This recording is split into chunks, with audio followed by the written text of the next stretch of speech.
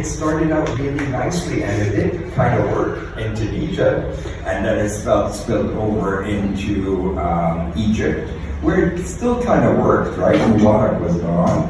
But then when it spilled into Libya, and then Syria, and then Lebanon, I think the spring started turning to fall and then to winter. I recorded a song called Rais Bilad, which means president of the country, and it was rap, and it was borrowed from American rap from New York, the African American community, etc. And but it was done for Tunisia. This video went viral, and every time the Tunisian government at the time would squash it here, would pop up here, people were singing it. It's very, very potent lyrics. Of course he was arrested. Of course he was censored. But he is the first artist that started this whole thing. You want to hear some Tunisian rap? It has subtitles in English, but you got to keep up because it's really quick rap. So here's El General Rais Bilad. I'm thinking of skipping this one just for the sake of time, but I want to say 2 words. Maryam Saleh. Maryam Saleh. Lucy, Maryam Saleh. Look her up. She is an Egyptian rapper, and she does amazing stuff. But I want to move to Libya. So this is where things started going wrong. But you had El General in Tunisia, you had Ramy Essam in Egypt, and in Libya you had Ibn Thabit. Thabit means steadfast, so he's like a product of steadfastness.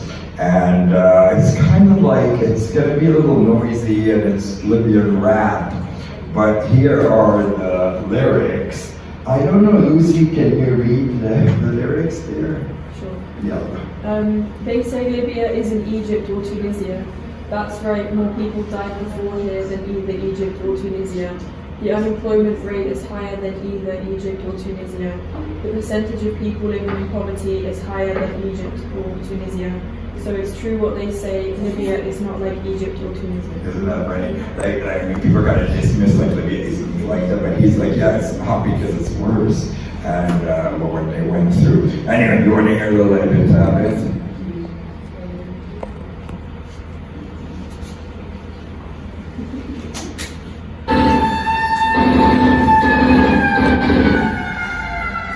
قالت ليبيا مش زي مصر وتونس. لا الشهداء ماتوا سابقا أكثر من مصر وتونس. نسبة البطالة أكثر من مصر وتونس. نسبة عدد الفقراء في ليبيا أكثر من مصر وتونس. صح كلامك والله. ليبيا مش زي مصر وتونس. فتنة بالكلام الفاضي تبيش تحرر بلادك برا انك تستنى راضي يا ساتر ما تكونش عباد المجاهدين ما تكونش عمرك قاعد تكفر تمثيل العابدين الهدف تحرير العقول والقلوب لا توصل لأفراد يوصلوها للقلوب اللي سبع في الجامع واللي سبع السجن. So our artistry due musically to this amazing, can I say goddess? Nobody's right? Her name is Fairuz. Even if you haven't been to Lebanon there, I see Emel is smiling. Who wants to tell me one thing about Fairuz? Or you're so overwhelmed? Yes? When Macron went to visit Lebanon, you went to see her. Right. What does that tell you? When Macron, the president of France, went to visit Lebanon, did he go see the president of Lebanon? No. Did he go to the palace? No.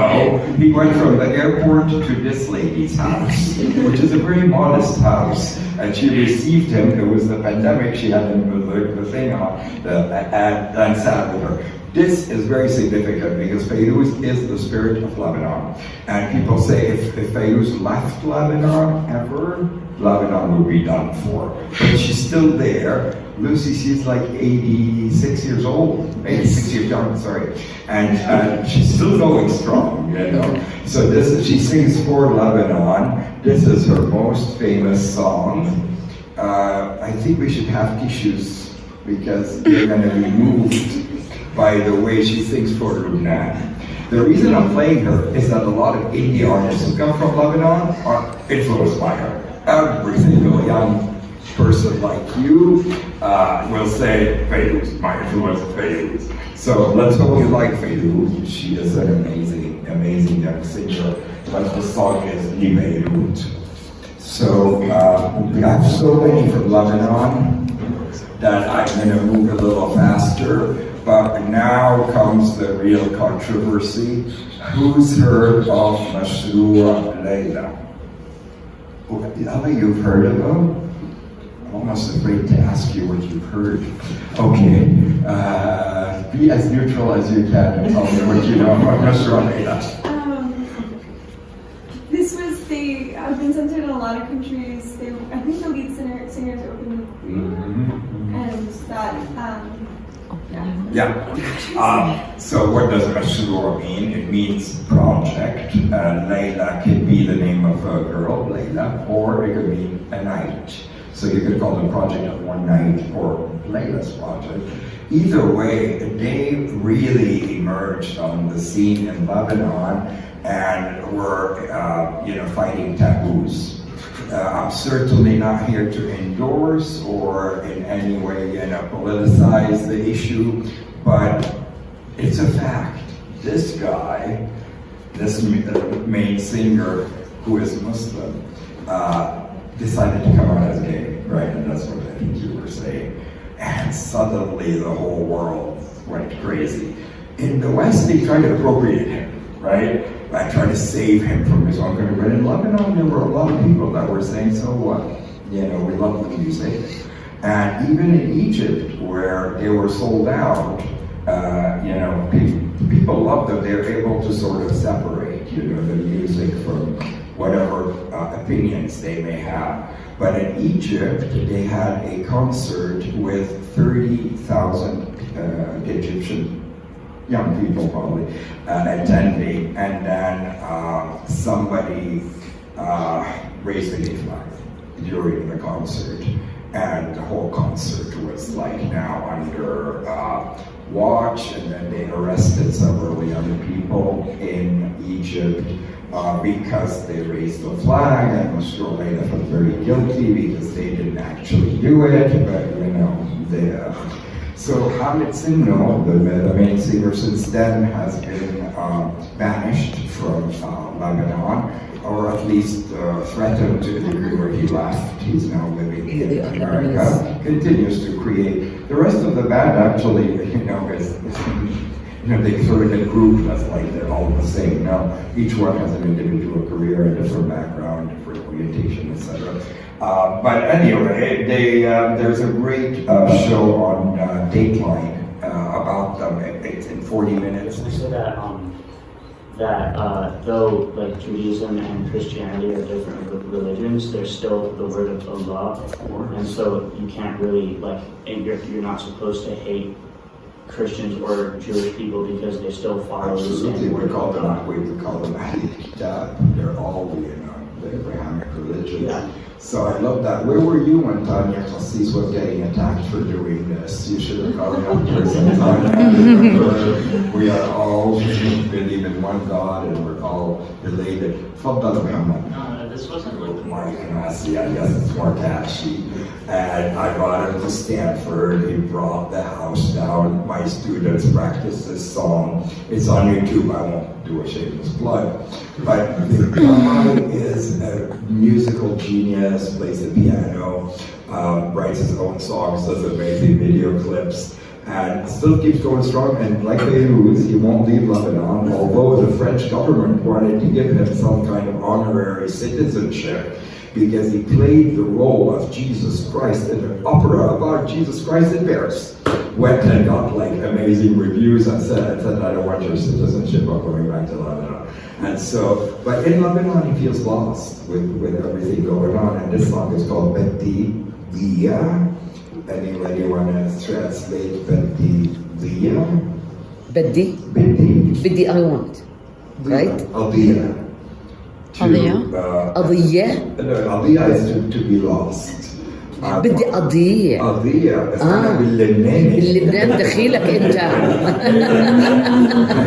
هو بيحكي بالاكسنت لبناني ولا بيحكي انا بدي اطيع. Well, actually, I mean here, you want to hear my Lebanese accent for this? كذب نفسي للأخبار من كذبته الليل نهار بدي ضيع من الخراب من الخضار من الإجبار من الخيال بدي ضيع. So it's all about, you know, how he's disgusted with the state of things in Lebanon. Do you want to do the I am disgusted by the news part? Can you read there? Yeah. I'm disgusted by the news, fed up with their lives night and day. I want to free myself of destruction of my surroundings, of all obligations and choices. Have you ever felt that way? Wiki perfectly does. But who hasn't? Anyway, so it's called Bedidi. I'm going to play it here. Mike Massy prepared to be in. Particularly, you're going to love the Lebanese tender voices, inshallah. But all right. So here he is. He did the video and wrote the songs and the lyrics and produced everything, including the editing.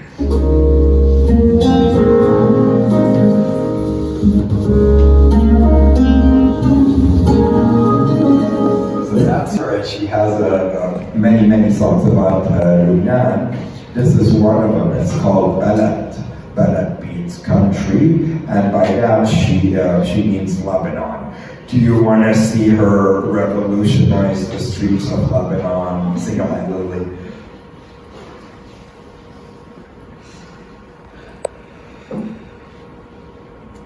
So Yasmine, Hamdan, Balad. Again, discussed it with the state of things of Lebanon. But still somehow can't leave Lebanon. This is us, like born and raised in Lebanon. You can't cut them to the cord. The video is really powerful, and it has subtitles.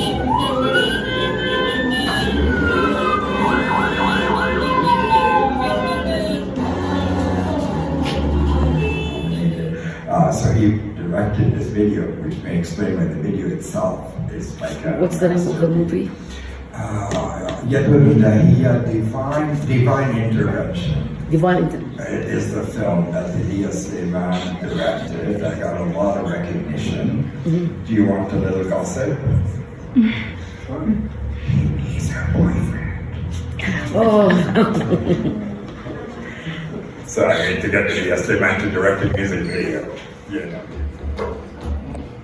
So we move on to Tania Saleh. I love how like the names don't mean anything till they do.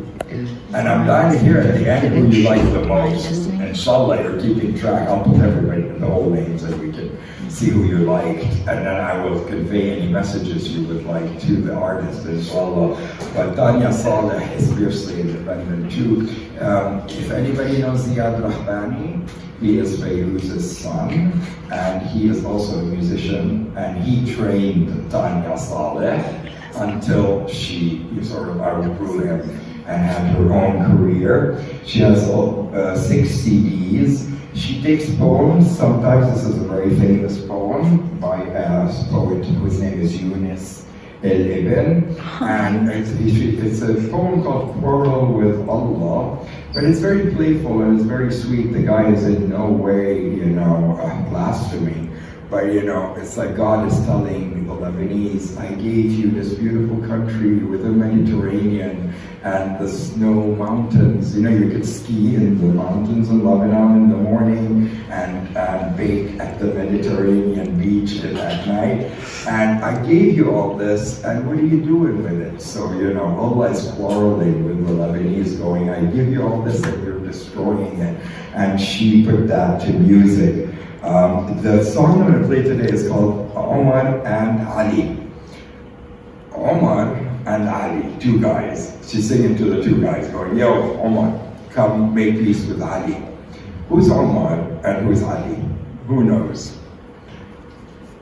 So, yes. I guess Ali of the Shia and You are also, and Omar, like the Sunni. like the street. Yeah. Shia.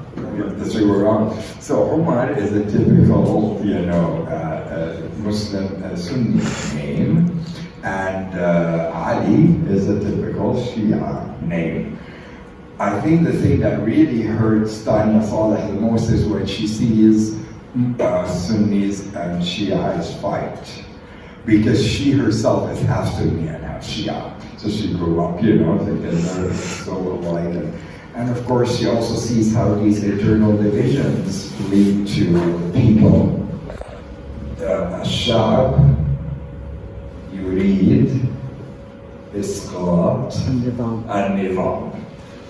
The people want the overthrowing of the system. الشعب, you want to say it? I mean, you don't have to mean it, but just say it. الشعب يريد إسقاط النظام. الشعب يريد إسقاط النظام. الشعب يريد إسقاط النظام. That is we're not in Jordan, we love Jordan, but I think in Syria, that was the anthem. Anyway, there you go. You're going to hear that same anthem.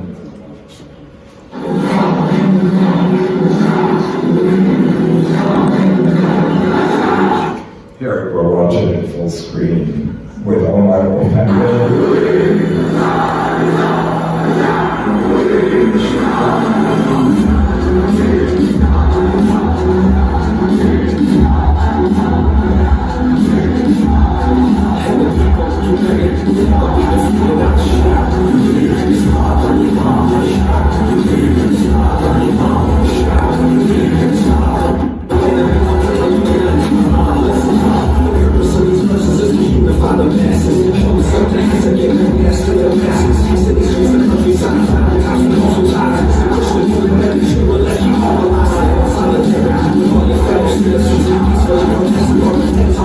Yeah, I mean, it's a little noisy, and I don't know, this is an old video. I don't know how Omar feels about what transpired in Syria, where he is now in terms of the regime, etc. I'm not going to go there, but what I did want to show is that how that anthem sort of played a big part in the initial revolution in Syria. So I'm going to now turn it to you to ask you what you thought of I was going to do some Palestinian rap. That's always very, very powerful. Just showing you very quickly the Jordanian band Jadal. You can't be in Jordan and not hear of them. There they are. They got a song called Il Makina. Check it out. You've got from Sudan, with everything going on in Sudan now, there's this rapper called Nawawi, and he is amazing. He sent me this song. Please listen to it at your leisure. It summarizes what's going on in Sudan, and it's my PowerPoint for today. So let us hear from you. You heard a lot of people. Let me see here. So